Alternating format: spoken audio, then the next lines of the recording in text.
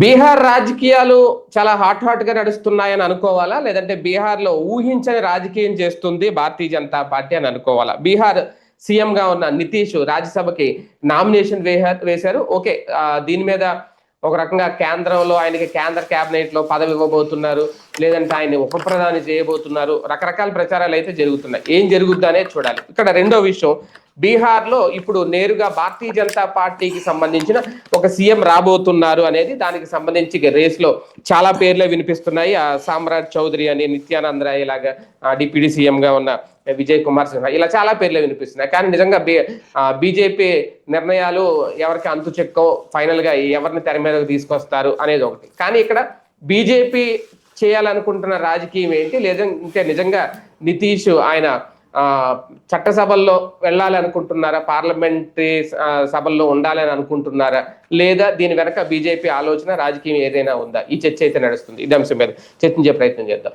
Sir, ఒక మహారాష్ట్ర రాజకీయం చూసినప్పుడు, మొన్న జరిగినప్పుడు, తర్వాత ఇప్పుడు బీహార్ రాజకీయం చూస్తా ఉంటే భారతీయ జనతా పార్టీ వ్యూహం ఇది, లేదంటే తన రాజకీయ భవిష్యత్తు కోసం వేసుకుంటున్న బాట నితీష్ కుమార్ ఎలా చూడాలి?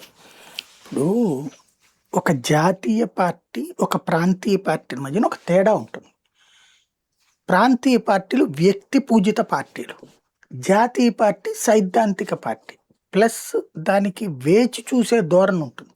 ఆవేశపడిపోయి అర్జెంటుగా లాగేసుకోవాలి, మింగేసుకోవాలి, ఎదిగేసుకోవాలి అనుకోదు. మహారాష్ట్రలో భారతీయ జనతా పార్టీ ఒకప్పుడు శివసేన బాలాసాహెబ్ థాకరే ఇచ్చిన 20-30 సీట్లతో పోటీ చేసింది. ఆ రోజున అసలు ఎలక్షన్లో పోటీ చేయగలిగినటువంటి శక్తి లేదు మాకని చెప్పింది. 30 సీట్లు మేము ఏం చేసుకోవాలని అడిగింది. బాలాసాహెబ్ థాకరే ఎందుకు ఇచ్చాడు? శివసేన ఎందుకు ఇచ్చాడు బాలాసాహెబ్ థాకరే? ఆ రోజున హిందుత్వ అనే ఫీలింగ్ చాలా బలంగా ఉంది దేశవ్యాప్తంగా. ఒక పార్టీ జాతీయ పార్టీ ఎదగాలి. వీళ్ళు అక్కడ జాతీయ పార్టీ, మహారాష్ట్రలో హిందుత్వ పార్టీ, ఇది శివసేన అనేటటువంటిది. ఒక హిందూ పార్టీ ఇంకో హిందుత్వ పార్టీని పైకి తీసుకురావాలన్న ఉద్దేశంతో ఇచ్చాడు. అక్కడ ఇచ్చినప్పుడు తర్వాత ఏమైంది? ఆయన అదే పాయింట్ ఆఫ్ వ్యూలో ఉండుంటే శివసేన జాతీయ పార్టీ అయి ఉండేది.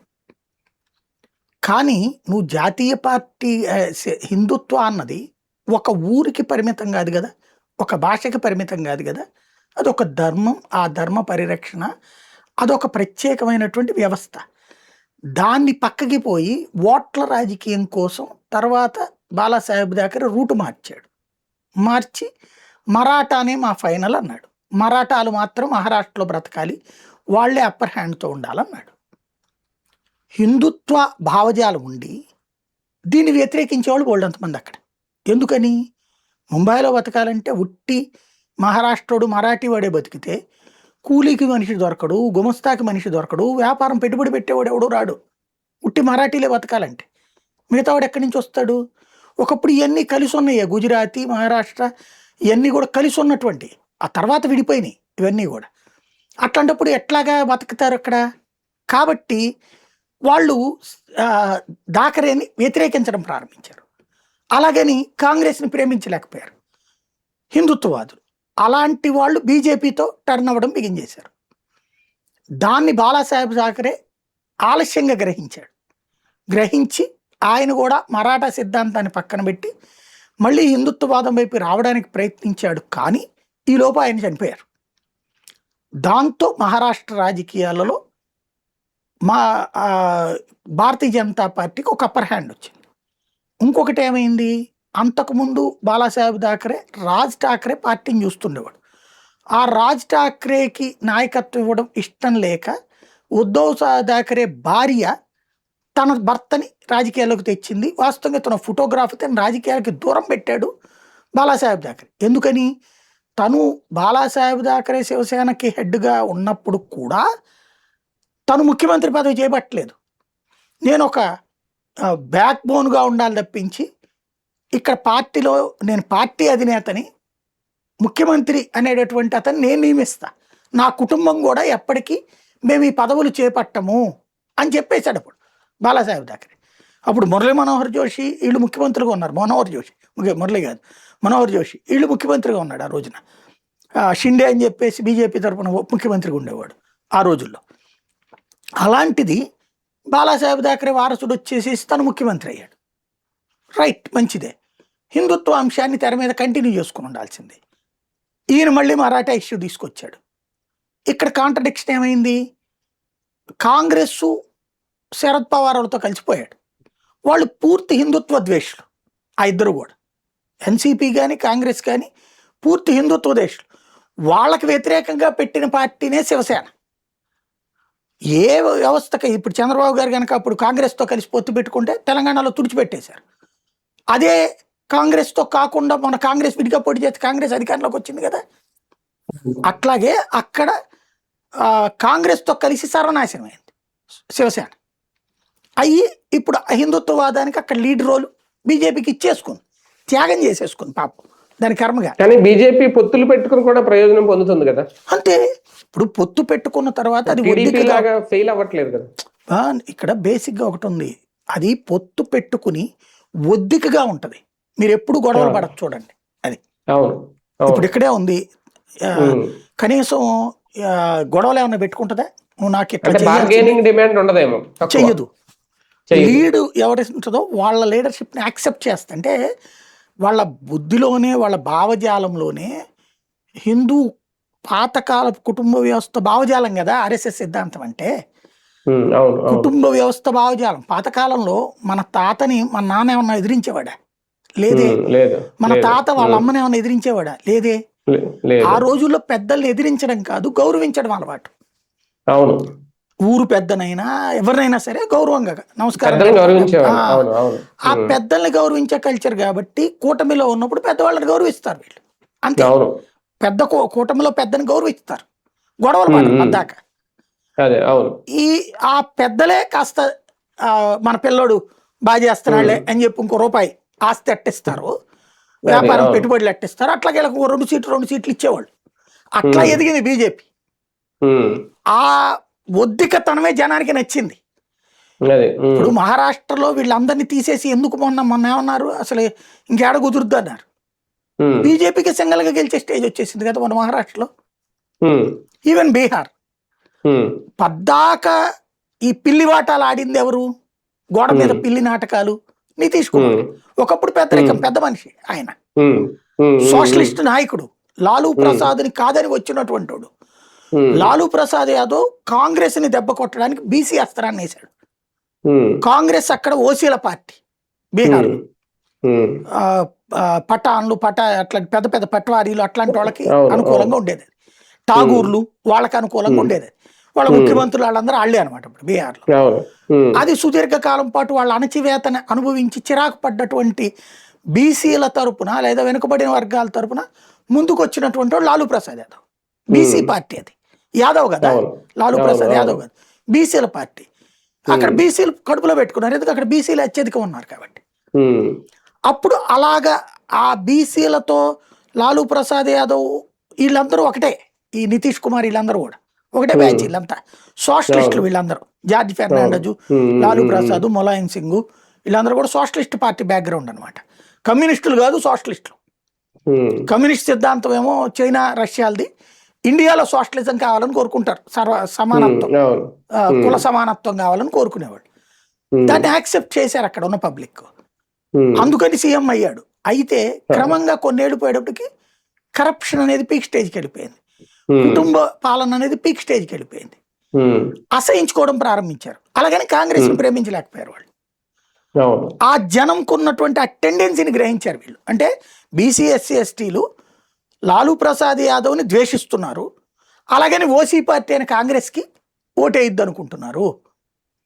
కాబట్టి మనం వెళ్తాం బెటరు అని ముందుకు వచ్చాడు నితీష్ కుమార్. బయటకు వచ్చాడు లాలూ ప్రసాద్ నుంచి. వచ్చి పెట్టుకున్నది జేడీయూ, జనతాదళ్ యునైటెడ్. ఒకప్పుడు సమతా పార్టీ దాని పేరు. సమతా పార్టీ అని దేశవ్యాప్తంగా ఉండేది, జాతీయ పార్టీ అది.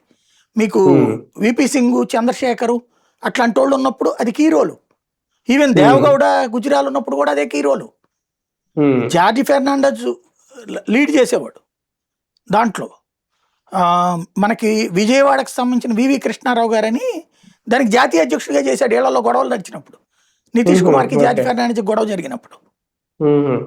జార్జ్ ఫెర్నాండెజ్ సోషలిస్ట్ పార్టీనే, మహారాష్ట్ర ఉంటాడు ఆయన. నితీష్ కుమార్ బీహార్లో ఉండేవాడు. అట్లాగే ఇటు దేవగౌడ అక్కడ ఉండేవాడు. దేవగౌడ కూడా అదే పార్టీ, వీళ్ళందరూ సమతా పార్టీ బ్యాచే. ఆ తర్వాత ముక్క చెక్కలయ్యి జనతా దళ్ అని పేరు మార్చుకున్నారు సమతా పార్టీ. ఆ జనతాదళ్ మొక్క చెక్కలయ్యి జనతాదళ్ యునైటెడ్ ఏమో నితీష్ కుమారు, సెక్యులర్ ఏమో దేవగౌడ, జార్జ్ ఫెర్నాండెస్ అక్కడ ఇంకో పేరు ఏదో పెట్టుకు తిరిగాడు అనమాట. అట్లాగే చేసుకున్నారు. ఇక్కడ మరి అస్త్రం ఏం కావాలి, వాళ్ళు బీసీ కదా, ఇతను ఎంబీసీ అని తెచ్చాడు. అంటే లాలూ ప్రసాద్ సుదీర్ఘకాలం అధికారంలో ఉండడం వల్ల బీసీలు బాగుపడ్డారు, కాస్త ఎదిగారు. బీసీల్లో ఉన్నటువంటి ఉపకులాల వాళ్ళు అన్యాయం అయిపోయారు, ఎందుకంటే వాళ్ళు ఎక్కువ ఉన్నారు ఒరిజినల్ బీసీల కంటే కూడా అనేసి ఎంబీసీ అనే పాయింట్ తెచ్చాడు, మోస్ట్ బ్యాక్వర్డ్ క్యాస్ట్ అనేటటువంటి. తద్వారా బీసీల ఓట్లు చీల్చాడు. అలాగని ఓసీల ఓట్లు ఇటు పడట్లా, ఓసీల ఓట్లు కాంగ్రెస్ వైపుకే ఉంటున్నాయి. అప్పుడేమవుతుంది, సంకీర్ణం అవసరం అవుతుంది. ఈ సంకీర్ణాన్ని సెట్ చేస్తే అది మళ్ళీ లాలూతోనే మిలాఖత్ అవ్వాలి. ఆ స్పేస్ లోకి వచ్చి చేరింది బీజేపీ. అక్కడ ఆ స్పేస్ భారతీయ జనతా పార్టీ వచ్చి ఈ కులాలను ఐక్యం చేసింది. మీకు విపి సింగ్, ఈ ప్రాంతీయ పార్టీల వాళ్ళు కుల చీలికలతో గెలుస్తుంటారు. విపి సింగ్ ఏం తీసుకొచ్చాడు, రిజర్వేషన్స్ పెంచి వర్గీకరణలు ఈ హడావిడి చేసుకొచ్చాడు. ఈ కారణంగా దేశవ్యాప్తంగా జనం మధ్యన కుల చీలికలు తీసుకొచ్చాడు విపి సింగ్. తీసుకొస్తే దాంతో హిందువులలో చీలికొస్తోందని గ్రహించి రథయాత్ర చేయడం ద్వారా కులాలకతీత మతపరమైన పోలరైజేషన్ తీసుకొచ్చినోడు అద్వానీ, రథయాత్ర చేసి ఆ రోజున. అలాగా బీజేపీ కుల చిచ్చు కాకుండా మతపరమైన పోలరైజేషన్ ఉండాలని కోరుకుంటుంది. ఇది బీహార్లో నచ్చింది జనాలకి. అటు బీసీలని తీసుకొచ్చింది, ఇటు ఎంబీసీలని తీసుకొచ్చింది బీజేపీ. అయితే ఈ కులాల చీలికల వల్ల ఖచ్చితంగా ఎవరో ఒకరితో కలిసి అధికారంలోకి రావాల్సి వస్తుంది. ఆ హయాంలో నితీష్ కుమార్ వీళ్ళు ఇతను ఎదగకుండా బీజేపీని, లైక్ మహారాష్ట్రలో ఆడిన జోదమే, ఆంధ్రాలో ఆడిన జోదమే ఆడుతూ వచ్చాడు. అయితే క్రమంగా ఎదుగుతూ వచ్చిన బీజేపీ దాదాపు 25-30 ఏళ్ళు పట్టింది దాని పరుక్కి. చాలా సహనంగా చేసింది, అది నిదానంగా ఎదుగుతూ వచ్చింది. ఎక్కడికక్కడ నియోజకవర్గాల వారికి లీడర్లను డెవలప్ చేసుకుంటూ చేసి ఏం చేసింది, తర్వాత 50-50 సీట్లు కావాలంది, ఇవ్వనన్నాడు. ఒంటరిగా పోటీ చేసింది. ఒంటరిగా పోటీ చేసినప్పుడు దాదాపు 70-80 సీట్లు గెలుచుకుంది. గెలుచుకుని అధికారంలోకి రాలేదు, కానీ 70-80 సీట్లు గెలుచుకున్నాక దాని మద్దతు అధికారంలోకి రావాల్సి వస్తుంది నితీష్ కుమార్. అప్పటి నుండి నితీష్ పతనం బిగినైంది. నితీష్ జీవితంలో సింగిల్ మెజార్టీ ఈ రోజు వరకు రాలే. అతను సింగిల్గా ఏనాడు మెజార్టీ రాలే. అయితే కాంగ్రెస్ పొత్తు, లాలూ ప్రసాద్ పొత్తు, బీజేపీ పొత్తుతో రావడమే. కానీ వీళ్ళు పెద్ద మనిషి కదా అని ముఖ్యమంత్రి పదవి ఆయనకే ఇస్తా వచ్చారు. ఇప్పుడు ఆ పెద్ద మనిషి పదవి కూడా పోగొట్టుకుంటాం గత 2 టర్మ్స్లో జరిగిపోయింది. ఎందుకంటే ఒకేసారి ఇన్ని గోడ మీద పిల్లి వాటాలు చేయకూడదు. ఎలక్షన్ రోజున ఒక పార్టీతో, ఏడాది తిరిగేటప్పటికి ఇంకో పార్టీ తరపున సీఎం, ఆ తర్వాత ఇంకో పార్టీ తరపున సీఎం. ఇప్పుడు ఈ దేశంలో అత్యధిక కాలం ముఖ్యమంత్రిగా చేసింది జ్యోతి బసు లాంటి వాళ్ళకి రికార్డులు ఉన్నాయి, మాణిక్య సర్కార్ ఇట్లాంటి వాళ్ళకి. కానీ అతి ఎక్కువ సార్లు ముఖ్యమంత్రిగా ప్రమాణం చేసిన రికార్డు నితీష్ కుమార్ది. తరం తక్కువ, ప్రమాణాలు ఎక్కువ సార్లు చేశాడు అందరికంటే కూడా. అదొక గిన్నిస్ బుక్ రికార్డ్ అనమాట. అందుకని నితీష్ కుమార్ ని జనాలు అసహించుకోవడం బిగించేశారు. బీజేపీ గత 2 టర్మ్స్ లో చెక్ చేసుకుంటే బీజేపీ సింగిల్ లార్జెస్ట్ పార్టీ అక్కడ. సెకండ్ ప్లేస్ లో ఆర్జేడీ, థర్డ్ ప్లేస్ లో నితీష్ కుమార్ వచ్చిన పరిస్థితి ఒకసారి. ఈ ట్రిప్ థర్డ్ ప్లేస్ లోకి ఆర్జేడీ వెళ్ళింది. ఫస్ట్ ప్లేస్ వీళ్ళు, second place Nitish Kumar. Second place వచ్చినా నితీష్ కే సీఎం ఇచ్చారు వీళ్ళు. కానీ ఇంతవరకు నితీష్ కుమార్ తను ముఖ్యమంత్రిగా ఉన్నప్పుడు చేసిన కొన్ని డ్రామాలు ఉన్నాయి.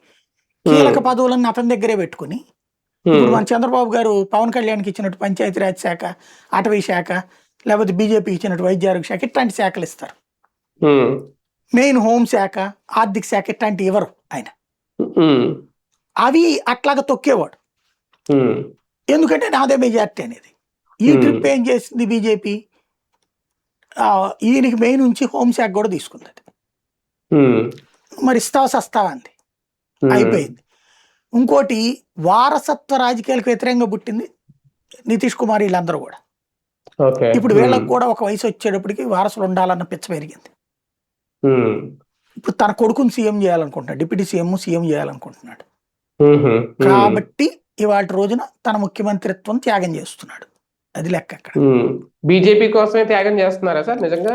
బీజేపీ కోసం కాదు, తన రాజకీయ భవిష్యత్తు, తన కొడుకు రాజకీయ భవిష్యత్తు, తన గురించి కాదు. బీజేపీ ఏమైనా ఆఫర్ చేసి ఉంటుందా సార్? ఎలక్షన్స్ ముందు అనుకున్నది. వాస్తవంగా చెప్పాలంటే బీజేపీ మహారాష్ట్రలో శివసేనతో కానీ వీళ్ళతో కానీ చెప్పింది ఏంటంటే 50-50 పోటీ చేద్దాం, ఎవరు ఎక్కువ గెలుచుకుంటారో వాళ్ళు సీఎం అవుదామని చెప్పింది. ఉద్ధవ్ థాకరే అట్ట చెప్పి తర్వాత మోసం చేసి అటు వెళ్ళాడు వాళ్ళ వైపుకి. ఇక్కడ బీహార్లో మాత్రం అదే కంటిన్యూ అయ్యారు, వీళ్ళు సీఎం చేశారు. అంటే ఈయన ఇప్పుడు సీఎం పదవి వదులుకోవడం కూటమి ఒప్పందంలో భాగమా? అంతే, ఎలక్షన్ ముందే జరిగిపోయింది అది. కాకపోతే ముందే ఆ మొక్క చెప్తే ఒకవేళ ఏమన్నా తేడా వస్తుందేమో అని భయపడ్డది బీజేపీ. బయటికి అంటే ఈయనకి ఏమన్నా ఇప్పుడు కేంద్ర కేబినెట్ లో ఏమన్నా పెద్దపేట ఏమన్నా వేస్తారా? చూడాలి అది. వాస్తవంగా ఇలాంటి మోడీ మంత్రివర్గంలో పెట్టుకుంటే పెంట. అవునా? నన్ను అడిగితే రాజ్యసభని శుభ్రంగా ఆ ఊర్లో బీహార్లో పెద్దన్న పాత్ర దాన్ని ఏమంటారు, పెదరాయుడు పాత్ర ఇస్తే సరిపోతుంది. అంతేగాని ఈయన అక్కడికి పోయాడంటే డేంజర్. అదే కదా. కానీ ఇప్పుడు నెక్స్ట్ ఏంటి అనేది బీహార్ లో కొత్త సీఎం గా ఎవరు రాబోయే, అంటే ఇక్కడ కూడా కుల సమీకరణాలు ఆలోచిస్తుంది భారతీయ జనతా పార్టీ అని. ఖచ్చితంగా. అంటే ఇదివరకటి రోజుల్లో ఒకే ఒక అతను ఉండేవాడు డిప్యూటీ సీఎం. ఈ బీజేపీకి చాలా కాలం పట్టిన దరిద్రం ఏంటంటే బీహారు, మధ్యప్రదేశ్, రాజస్థాన్, ఛత్తీస్గఢ్ ఒక లీడర్ మీద డిపెండ్ అయిపోతా వచ్చారు వీళ్ళు. వాళ్ళు గ్రూపులు కట్టడం బిగించేస్తారు, వేరే వాళ్ళని ఎదగనీయకుండా చేసుకొచ్చారు. అమిత్ షా చేస్తుంది ఏంటంటే ఆ గ్రూపిజాన్ని పక్కన పెట్టేసి కొత్త వాళ్ళని ఎంకరేజ్ చేయడం. మధ్యప్రదేశ్లో శివరాజ్ సింగ్ చౌహాన్ని తీసుకెళ్లి కేంద్రంలో పెట్టుకుని అక్కడ వేరే వాళ్ళకి ఇచ్చారు. అలాగే ఛత్తీస్గఢ్లో రమణ్ సింగ్ని తీసేసి వేరే వాళ్ళకి ఇచ్చారు. రాజస్థాన్లో అమ్మాయిని తీసేసి వసుంధర రాజుని వేరే వాళ్ళకి ఇచ్చుకొచ్చారు. అట్లాగే ఇప్పుడు బీహార్లో లాంటి వాటిలో కూడా వేరే వాళ్ళకి ఇస్తారు. ఇప్పుడు ఫడ్నవీస్కి ఇచ్చారు అక్కడ మహారాష్ట్రలో. అట్లాగే అంటే వీళ్ళందరూ ఓ రకంగా చెప్పాలంటే యంగ్ సీఎం. బీజేపీ ఇద్దరు డిప్యూటీ సీఎంలు ఉన్నట్టున్నారు కదా సార్? అవును, అది ఇప్పుడు సెట్ అవుతుంది మళ్ళీ. అంటే అక్కడ కూడా సామాజిక ఖచ్చితంగా. అంటే బేసిక్ గా అక్కడ వేరే పార్టీలు కూడా కలుపుకుని వెళ్ళారు కదా, అందుకని అవసరం అయింది అనమాట. ఒక రకంగా భారతీయ జనతా పార్టీ నేరుగా ఎన్నుకోబోతున్న సీఎం ఇప్పుడు బీహార్ లో ఇది ఒక రికార్డ్ అవుతుందా? ఖచ్చితంగా. వాస్తవంగా డైరెక్ట్ గా నితీష్ కుమార్ కూడా ఆప్షన్ లేకనే వదిలేశాడు. ఎందుకంటే ఇప్పుడు టోటల్ గా మొన్ననే కుష్వారా పార్టీ కూడా వచ్చి జారిపోయింది వీళ్ళతో కూటమి. వాళ్ళతో కూడా కలిపితే ఒక 5 సీట్లు తగ్గుతాయి అంతే. ఏది నితీష్ లేకపోయినా సరే. పోనీ నితీష్ ని వదిలిపెడితే డేంజర్. లాలు వాళ్ళతో కలిపి ప్రభుత్వాన్ని ఏర్పాటు చేయి. ఈ దఫా లాలు వాళ్ళకి అంత సీన్ లేదు. వాళ్ళు కలిసినా కూడా సీఎం కాలేరు. ఈ 5 సీట్లు కాంగ్రెస్ వాళ్ళు వచ్చి మద్దతు ఇవ్వడానికి సిద్ధంగా ఉన్నారు. కాబట్టి నితీష్ ని కంట్రోల్ చేస్తాం పెద్ద కష్టం కాదు ఈ దఫా. బీహార్ లో అమిత్ షా రాజకీయ చాణక్యం నడుస్తుంది అనే వాదనలు ఎంతవరకు నిజం అనుకోవచ్చు ఇదంతా? బీహార్ ఏంటి, దేశవ్యాప్తంగా అమిత్ షా చాణక్యమే. అతని ఫార్ములా 2029కే ఎయిదర్ ఫస్ట్ ఆర్ సెకండ్ ఉండాలి దేశంలో. కానీ ఆ ఫార్ములాలో ఇంకా తేడా కనబడుతున్నది కేరళ, తమిళనాడు, ఆంధ్రప్రదేశ్, తెలంగాణలో దాదాపుగా పుంజుకున్నారు మొన్న పార్లమెంట్ లెక్క చూసినప్పుడు. ఈ 4 చోట్ల మారాలి వీళ్ళకి లెక్క. ఫస్ట్ ఆర్ సెకండ్ మనం అధికారంలో ఉండాలి, ప్రతిపక్ష స్థానంలో ఉండాలన్నది వాళ్ళ ఫార్ములా అనమాట. అంటే నెక్స్ట్ తెలంగాణ మీద ఉంటదేమో ఫోకస్. అదే 4 మీద ఉంటది. 4 సీరియస్ గా తీసుకుంటారు, ఎలా వెళ్తారో చూడాలి. అదే కదా, రైట్. చూద్దాం. మొత్తానికి బీహార్ లో నిజంగా భారతీయ జనతా పార్టీ రాజకీయ చాణక్యం ఇదంతా, లేదంటే నితీష్ కుమార్ తన రాజకీయ భవిష్యత్తు కోసం పదవిని వదులుకుంటున్నారా, రేపొద్దున్న ఆయనకి నిజంగా కేంద్ర కేబినెట్ లో ఏమన్నా కీలక పదవి ఇస్తారా, ఏం జరుగుద్ది, ఇవన్నీ ఇక వేచి చూడాల్సిన అంశం.